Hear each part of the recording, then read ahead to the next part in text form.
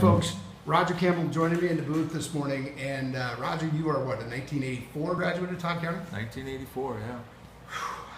Feels good to be with one of the all-time legends here. But I don't know about that. we've been throwing up some like football stuff. I was talking about Yancey Gunhammer. In 1985, he had 205 tackles. I'm pretty good friends with BB Long on Facebook and stuff. But you were part of that team here from Todd County that got to the state semifinals. What do you remember most about that year? Not necessarily that game, but that year. You always, the success, that what drew the community together, but the losses, honestly, the last loss was a pretty big deal, but the ones that also got away before that big game, Gregory in the Dome, losing to them. Every game we lost, I didn't think we had any business losing, but we did, and it always kept you humble. Yeah. What made that team so special? You guys were explosive, and it seems like you had players all over the place, really deep, strong, physical. But what made that team close? Well, I always point to Mark Rogers. He was an exceptional athlete on many different fronts, and we had a good supporting cast around him. We had players that had played together a number of years.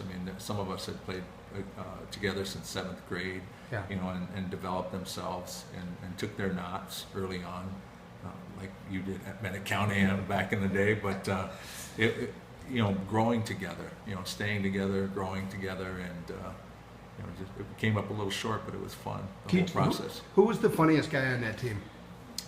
Funniest guy on that team.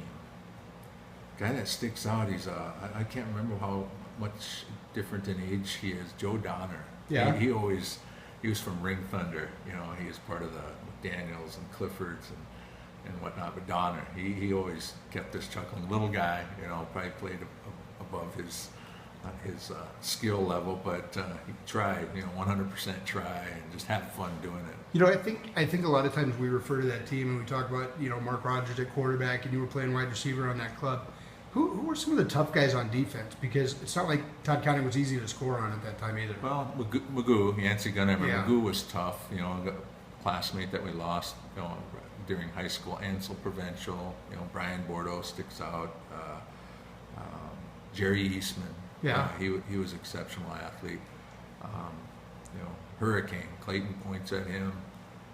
He plugged up the middle and stuff. Yeah. So, there was a number of good players. Brett Brickman. How about offensive line? Offensive line always sticks out. Vince Furry, the MD now. Paul Lassard, the 140-pound guard.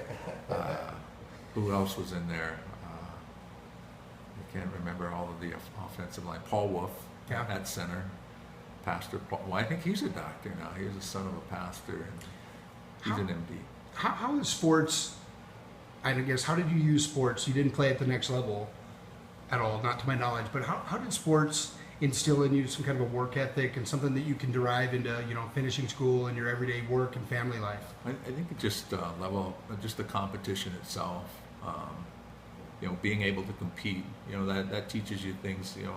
Years later, people ask me, and one of my first employers, we were talking. He played baseball for Post 22, and we were talking about what makes the difference, in a lot of whether it's on a reservation, whether it's in Rapid City or the business community. It's just character building. That competition that you're able to try and fail or succeed, right, and then pick yourself up and do it again.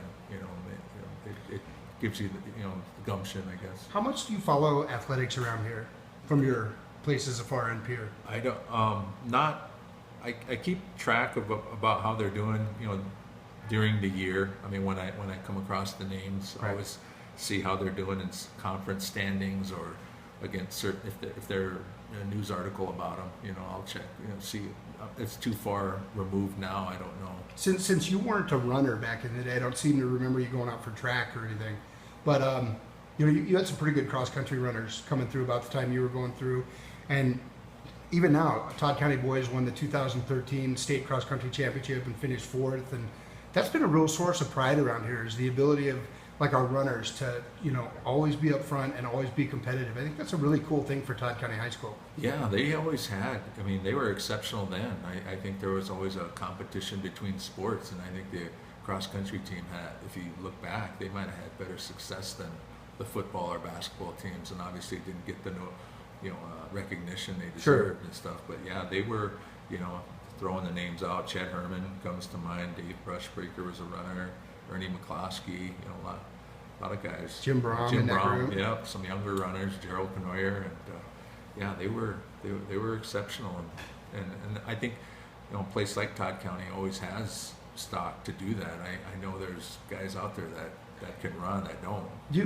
How do you feel about kids that are kind of on the fringe? It seems like we have sort of a participation issue around here, and we don't have the same amount of kids and stuff going out for sports or extracurricular activities and stuff. But how much of it help? I mean, can you encourage young people to give something a shot? Oh, certainly, anything. I mean, it doesn't have to be sports. Any extracurricular activity, something to make them feel inclusive as part of the school, part of the group.